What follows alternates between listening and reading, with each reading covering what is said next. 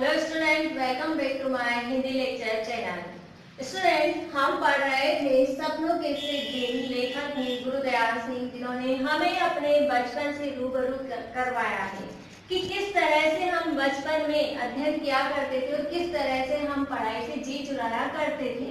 खेलने में हमारी बिल्कुल बहुत ज्यादा रुचि थी, हम पढ़ने को खेद मानते थे। कई बच्चे आज भी मानते हैं कि पढ़ाई उन्हें बोझ लगती है, जिन्हें पढ़ने में जिनका मन नहीं लगता था। तो हमने इस कहानी में पढ़ लिया था कि प्रीतम चंद जो उनके पीटी मास्टर थे, उनका बहुत भय था विद्यार्थियों में, लेकिन विद्यालय जाने का भी एक मोह था उन्हें, और वह था शाबाशी का मोह।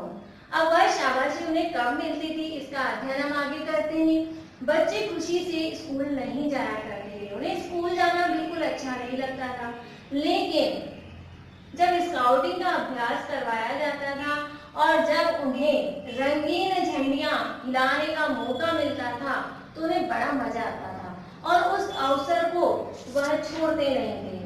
और जब भी लड़कों को हरी झंडियां फहराते हुए देखते थे तो बिना गलती करे जब भी लड़के हरी झंडियां फहराते थे तो पीटी मास्टर उन्हें शाबाशी दिया करते थे, और इसी शाबाशी को पाने के लिए जो लड़के थे वह स्कूल जाया करते थे। उसको पाकर लड़कों को ऐसा लगता था कि मानो उन्हें फौज का कोई तमगा जीत लिया हो।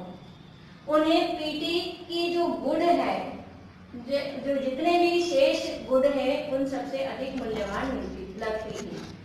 गुड जो आपको आज भी आपकी हस्तलेख अच्छा होता है, राइटिंग अच्छी होती है, तो आपको कॉपी में अध्यापक दिया करते हैं।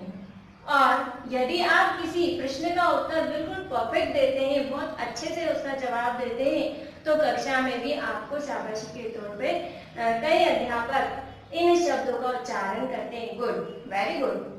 तो इस तरह से जो पीटी मास्टर के द्वारा जो गुड उन्हें मिलता था वह बहुत ही मूल्यवान लगता था। तो अब जो आगे हम अध्ययन करते हैं तो हमारा नेक्स्ट बिंदु है पुरानी किताबों की बोरियत। पुरानी किताबों से लेखक को बहुत बोरियत होती थी। लेखक को हर वर्ष क्या होता था कि नई पुस्तकों की बजाय पुरानी पुस्तकें ही मिला करती थी। हेडमास्टर शर्मा जी किसी धनाढ्य घर के बच्चों की किताबें लाकर उसे दे दिया करते थे। यदि उन्हें पैसे खर्च करने पड़ते तो शायद पढ़ाई उनकी जो थी वह तीसरी या चौथी कक्षा से ही छूट जाती। उन दिनों कॉपियों, पेंसिलों, होल्डर या शाई की दवात का मुश्किल से साल भर का 1 रुपया खर्च होता था, परंतु उन दिनों में 1 रुपए में 1 किलो घी आ जाया करता था। तो इसलिए वह 1 रुपया भी उनके लिए सबसे बड़ा होता था, बहुत बड़ा होता था वह 1 रुपया, क्योंकि 1 रुपये में पूरा 1 किलो घी आ जाया करता था। इसलिए अमीरों के बच्चे पढ़ने जाया करते थे, लेकिन अपने दोनों परिवारों में पहला लड़का था जो पढ़ने जा रहा था, और वह कौन था? लेखक। लेखक ही पहला लड़का था दो परिवारों के बीच में जो विद्यालय में पढ़ने जा रहा था। लेखक को नई कक्षा में जाने का कोई शौक नहीं था और कभी भी उन्हें ऐसी इच्छा नहीं हुई कि वे नई कक्षा में जाएं। उसे नई कॉपियों और पुरानी किताबों से अजीब सी गंध आती थी, उन्हें वह अच्छी नहीं लगती थी। आज लेखक को लगता था कि शायद मास्टरों की मारपीट और आगे की मुश्किल पढ़ाई के कारण ही उनके अंदर पढ़ाई के प्रति अरुचि थी। पढ़ाई के लिए उनकी रुचि जागृत ही नहीं होती थी। उसे स्कूल अच्छा नहीं लगता था, और स्कूल अच्छा भी लगता था तो बस मास्टर प्रीतम चंद द्वारा कराई गई परेड और विसिल तथा बूटों की खटखट से दाएं बाएं घूमने के कारण उन्हें स्कूल अच्छा लगता था। उसी समय अच्छा लगता था जब परेड होती थी, जब विसिल बजती थी, जब उन्हें बूट पहनकर जाना होता था, और जब वे दाएं बाएं चलते थे तो उनकी दाएं बाएं चलने से खटखट की आवाज होती थी, तो उन्हें वह समय बहुत अच्छा लगता था और उसी समय वह स्कूल में जाया करते थे। तो वो जो बूट पहनना है और परेड करना है, वह दृश्य लगभग ऐसा होता था जैसे कि कोई फौज में भर्ती होने के लिए जा रहा हो। तो वहाँ एक फौज का जो दृश्य था, हम अगले बिंदु में उसका अध्ययन करते हैं। फौज में भर्ती होने का दृश्य। दूसरा विश्व युद्ध निकट आया। नाभा रियासत का राजा अंग्रेजों की गिरफ्तारी में ही मर चुका था। राजकुमार अभी विलायत में पढ़ रहा था। अंग्रेज गांव के युवकों को फौज में भर्ती करने के लिए आए। उनके साथ नौटंकी करने वाले भी थे। वे गांव के युवकों को फुल बूट का लोभ दिखाकर भर्ती करना चाहते थे। इसके लिए वे गाना गाते थे, भर्ती हो जा रे रंगरूट, भर्ती हो जा रे रंगरूट। लेखक को स्कूल में वर्दी और बूट जुराब पहनकर फौज का ही अनुभव होता था। जब वे वर्दी पहन लेते थे, जुराब पहन लेते थे, बूट पहन लेते थे, तो उन्हें ऐसा लगता था कि मैं तो फौज में आ गया हूँ।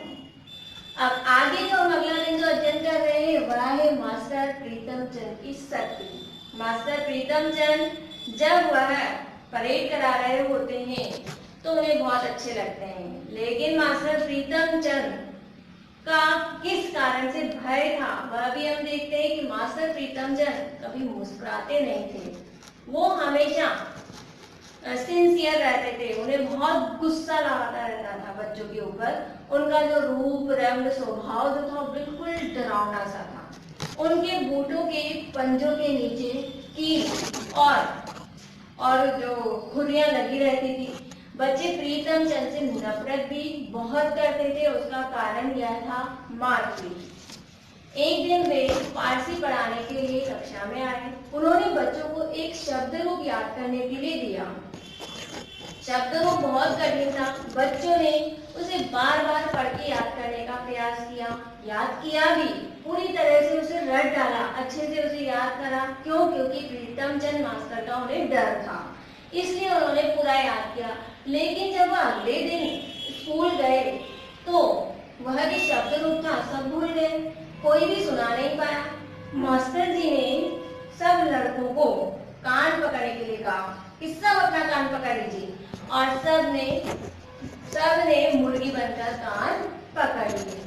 अब सभी बच्चे उस सजा को खा रहे थे, या हम कह सकते हैं कि सभी बच्चे जब दंड में थे, पनिशमेंट में थे, और मास्टर जी उस समय बार बार चीख रहे थे, पीठ ऊंची करो, कोई नीचे नहीं करेगा। पीठ ऊंची करने पर कुछ मिनटों में क्या होता था, हमारे पैरों में जलन होने लगती थी। अब यह सारा जो दृश्य था हेडमास्टर साहब भी देख रहे थे। अब हेडमास्टर साहब की प्रीतम चंद मास्टर के प्रति क्या प्रतिक्रिया होती है उसका अध्ययन हम नेक्स्ट बिंदु में कर रहे हैं। हेडमास्टर की प्रीतम चंद को डांट, और किस तरह से डांटते हैं। हेडमास्टर शर्मा जी ने लड़कों को मुर्गा बना देखा तो उन्हें यह बात बिल्कुल भी सहन नहीं हुई। उन्हें बहुत गुस्सा आया। उन्होंने एकदम उत्तेजित होकर प्रीतम चंद जी से कहा कि क्या चौथी कक्षा के बच्चों को सजा देने का यही ढंग है, और कोई सजा देने का कोई ढंग नहीं है आपके पास, फौरन बंद करो इसे।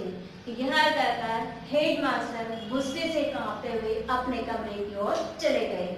कई दिनों तक जो मास्टर प्रीतम चंद थे वह स्कूल में नहीं आए, और बाद में पता चला कि हेडमास्टर ने उन्हें मुअत्तल करके आदेश की मंजूरी के लिए नाम जो था वह नाभा में भेज दिया था। पता चला कि मास्टर प्रीतम चंद को मुअत्तली से कोई फर्क नहीं पड़ा। वे अपने कमरे में बड़े आराम से रह रहे थे। उनके पास बड़ी कक्षाओं के लड़के उनका सारा कामकाज निपटाने आ जाया करते थे और सारा काम करते थे। उन्हीं लड़कों ने बताया कि प्रीतम चंद जी मास्टर साहब जो हैं वह तोते के पिंजरे में बंद तोते को बादाम की गिरी छीलकर खिलाते रहते हैं और उससे बहुत प्यार से बातें करते रहते हैं। लेखक को इस बात से बहुत हैरानी हुई कि इतना कठोर मनुष्य तोते से मीठी बातें कैसे कर लेता है, जिसके अंदर इतनी कटुता है, इतना कठोरता है, वह एक पक्षी के साथ कैसे कोमलता से व्यवहार कर सकता है। क्या तोते को उनसे कोई डर नहीं लगता? तो इस तरह से लेखक सोच ही रहे हैं और यहीं तक लेखक गुरुदयाल सिंह ने इस कहानी को यहीं समाप्त कर दिया है। तो गाइस, आपका यह अध्याय यहीं समाप्त होता है। आप पढ़कर उसे याद करने का प्रयास करेंगे।